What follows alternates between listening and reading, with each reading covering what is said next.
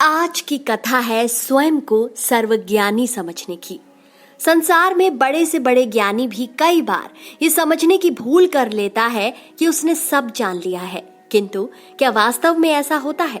आज की कथा है आदि गुरु शंकराचार्य की। वही आदि गुरु शंकराचार्य जी जिन्होंने 4 धाम के 4 मठों की स्थापना की थी, हिंदू धर्म को व्यवस्थित करने के लिए संत परंपरा की पुनर्स्थापना की थी। मात्र 32 वर्ष के जीवन काल में उन्हें जीवन पर्यंत के अनुभव हुए। ऐसा ही एक अनुभव शंकराचार्य को देवभूमि उत्तराखंड में हुआ था, जहां उन्हें साक्षात माता शक्ति से क्षमा मांगनी पड़ी थी। क्या है वो कहानी, चलिए सुनते हैं। बद्री केदार यात्रा मार्ग पर स्थित है श्रीनगर क्षेत्र। आदिकाल से यात्रियों की मुख्य विश्राम स्थली रहा है। इसी मार्ग से होते हुए आदि गुरु शंकराचार्य भी बद्रीनाथ जाते समय श्रीनगर में अक्सर रुकते थे। अद्वैतवाद के संस्थापक आदि गुरु शंकराचार्य के बारे में कहा जाता है कि वो शक्ति में विश्वास नहीं करते थे, वह अद्वैत को मानते थे। उनका मानना था कि ब्रह्म ही सत्य है, बाकी सब मिथ्या है। जीव और ब्रह्म अलग नहीं है, अर्थात भगवान ही सृष्टि के नियंता है। अहम ब्रह्मास्मि सूत्र वाक्य के साथ उन्होंने अद्वैत वेदांत दर्शन को जन्म दिया था। वो अपने सूत्रों पर अटल रहे, किंतु उसमें तब हलचल हो गई जब श्रीनगर में अलकनंदा किनारे आदि शंकराचार्य को शक्ति का एहसास हुआ था।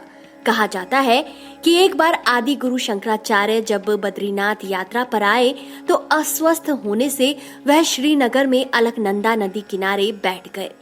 कमजोरी इतनी थी कि वह बेहोश हो गए। कुछ देर बाद जब उनकी आंखें खुली तो देखा कि कोई कन्या उन पर पानी के छींटे मार रही है। शंकराचार्य को होश आया और उन्होंने पीने के लिए पानी मांगा तो कन्या ने कहा कि स्वयं ले लो।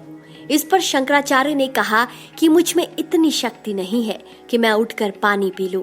तभी कन्या ने उत्तर दिया कि आप तो शक्ति में विश्वास नहीं करते हो।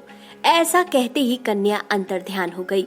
गढ़वाल के इतिहासकार कहते हैं कि शक्ति को मिथ्या मानने वाले शंकराचार्य श्रीनगर में हैजा से पीड़ित हो गए थे। तब उन्हें बियाबान स्थान यानी वर्तमान के धोबी घाट में एक कन्या ने छाछ पिलाकर स्वस्थ कर दिया था। कहा जाता है तब शंकराचार्य को एहसास हुआ कि शक्ति के बिना शरीर कुछ नहीं है। इसके बाद कहा जाता है कि उन्होंने 3 माह तक रुककर देवी से क्षमा याचना करते हुए स्तोत्रों की रचना की थी।